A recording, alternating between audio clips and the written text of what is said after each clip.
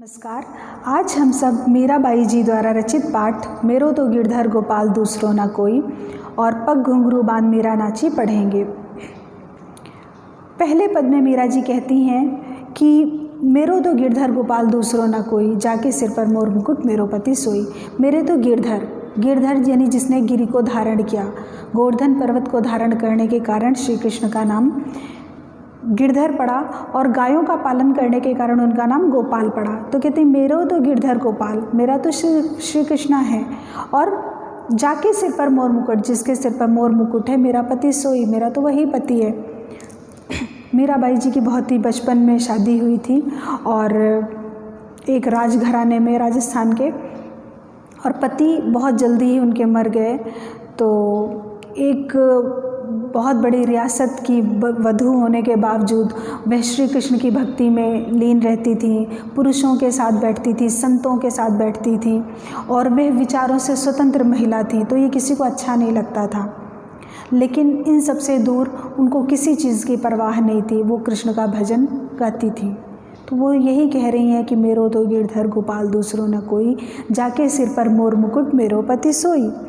छाड़ी दई कुल की कहानी, कहा करिए कोई संत डिग बैठी बैठी लोक लाज खोई। कहते छाड़ दी कुल की कहानी, कहानी मतलब था इज्जत, मैंने तो अपने वंश की भी इज्जत को छोड़ दिया। कहते कहा करिए कोई, जिसको जो कुछ कहना हो कहे। संतन ढिग, ढिग मतलब पास, यहाँ पे राजस्थानी खड़ी बोली है। कहती है संतों के पास बैठ कर मैंने अपनी लोक लज्जा को खो दिया है। लोक लज्जा मीन्स कि पहले ये कहते थे कि नहीं पुरुषों के साथ बैठ नहीं सकते, विचार विमर्श नहीं, लेकिन वो करती थी, भगवान भगवत भक्ति का विचार विमर्श करती थी। तो कहती थी मैंने तो लोक लज्जा खो दी। सांसारिकता के नाम पे तो लोग कहते थे अरे उस घर की बहू वो तो रानी हो करके ऐसे ऐसे ऐसा करती हैं, लेकिन उन्होंने कभी कोई परवाह नहीं की।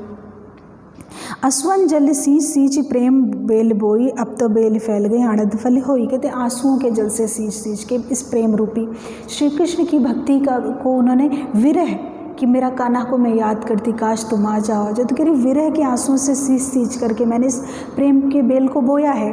अब आगे कहती है अब तो बेल फैल गई आनंद फल हुई, और अब तो बेल वो, अब श्री कृष्णा का जो प्यार मेरे अंदर इतना समा गया है कि वह अब याद के रूप में भी मेरा कृष्णा मेरे ऊपर मेरे साथ हमेशा रहता है।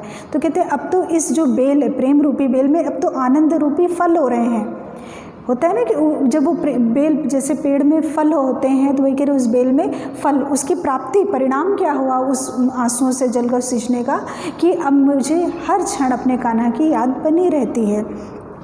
आगे कहते दूध की मथनिया बड़े प्रेम से बिलोई, दधिमती घृत छाड़ी डारी दही छोई। कहते दूध की मथनिया, कृष्ण की जो भक्ति रूपी दूध को मैंने बहुत ही कहते हैं कि प्रेम से बिलो, बहुत प्यार से मैंने उसको उस दूध को मथा है, ठीक है, और उसमें से जो घी निकला वो मैंने अपने पास रखा, बाकी सांसारिकता ईश्वर के सबके लिए छोड़ दी। यानी कहने का मतलब ये भी है, कहने का मतलब ये है कि उसको मैंने छोड़ दिया है, यानी संसार को संसार के लिए छोड़ दिया। ठीक है, चुगली निंदा हंसी ठिठोली के किनारे, मैं ईश्वर को जान गई हूँ, मेरा दिमाग हर समय अपने कान्हा में चिंतन करता रहता है।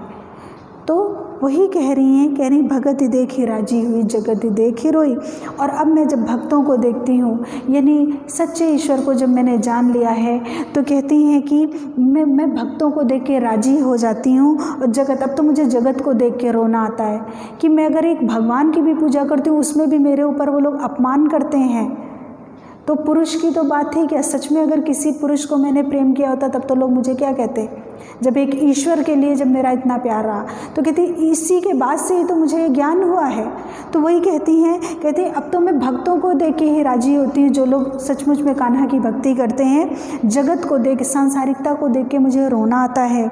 दासी मीरा लाल गिरधर तार, और कहती हैं मैं अब श्री कृष्ण की दासी हूँ, हे गिरधर मुझे तारो, मेरा उद्धार करो।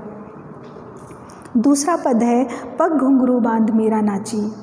कृष्ण के प्यार में ऐसे पागल मीरा, उसने पैरों में घुंघरू बांध लिया। अब एक विधवा स्त्री घुंघरू बांध के नाचेगी। 1498 में मीराबाई का जन्म हुआ, यानी कि 1500 के आसपास की बात। एक महिला, वो भी राजघराने की महिला, सोचना भी बहुत गुनाह। तो वही कहते कि लेकिन मीरा ने सब छोड़ दिया, लोक लाज। कहते पग घुंघरू बांध मीरा नाची। मैं तो नारायण सू आपही हो गई साजी, मैंने तो कान्हा का नाम लिया, मैं तो सचमुच में सत्य हो गई, अपने आप में मैं सत्य हो गई, मैं सत्य हूँ, जगत झूठा है। कह रहे हैं कि लोग कहे मीरा भाई बावरी, न्यात कहे गुलनासी। लोग कहते थे मीरा तो एकदम बावड़ी हो गई है, मीरा तो एकदम पागल हो गई है। और न्यात यानी नाते रिश्तेदार लोग कहते थे ये तो कुल की नाशी है, मतलब कुल की कलंकिनी है, कुल के लिए तो कलंक के रूप में आई है। कह रहे हैं कि विष का प्याला राणा भेजा पीवत मीरा हंसी। अब उनके परिवार वालों ने, क्योंकि उनको ये था कि इस इतने बड़े राजघराने की बहू ऐसे करती है, तो राणा उनके जो देवर थे उन्होंने विष का प्याला, जहर का प्याला भेजा, ठीक है। और पीवत मीरा ने हंस के पिलाया, बोले ठीक है अच्छा है ना, मर जाएंगे तो सीधे अपने कान्हा से मिलेंगे। तो बोले कि मीरा ने हंस के पी लिया, भगवान है तो बचा लेगा, नहीं तो कहते हैं मीरा के प्रभु गिरधर नागर सहज मिले अविनाशी। उस जहर से भी कुछ नहीं हुआ, जाको राखे साइयाँ मार सके ना कोई, उस जहर का भी मीरा पे कोई प्रभाव नहीं पड़ा। कहते हैं मीरा के प्रभु, मेरा प्रभु कौन है? गिरधर नागर है। मेरा प्रभु बहुत चतुर है, नागर मतलब होता है चतुर। सहज मिले अविनाशी, जो कि मुझे बहुत आसानी से मिल गया। लोग तो कल्पना करते हैं कृष्णा मुझे दर्शन दो, दर्शन, मैंने अपनी आंखें बंद की और मुझे कान्हा के दर्शन होते रहते हैं, तो मुझे वह अविनाशी, विनाश और एक होता अविनाश जो कभी ना नाश हो जिसका, तो मुझे मेरा श्री कृष्णा जो अविनाशी है, कभी नष्ट ना होने वाला, बहुत आराम से मिला, बहुत ही सहज भाव से मिला। तो ये थी मीराबाई जी के 2 पद। धन्यवाद।